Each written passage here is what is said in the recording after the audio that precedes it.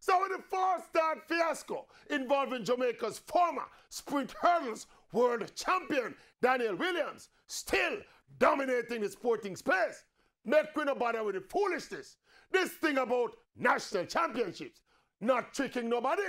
These are trials to pick Jamaica's best national teams for international competition, including the team to the World Championships. Now, in that context, let us accept that Daniel Williams marginally false started with the complaint that you heard a popping sound coming from the stands. Now, in God's name, why does a Jamaican chief starter, who is also a senior member of the J3As, but as a starter, he's allowed the legal discretion to put arguably our best and most tried and proven sprint hurdler, a former world champion and one of the favorites for the race in question?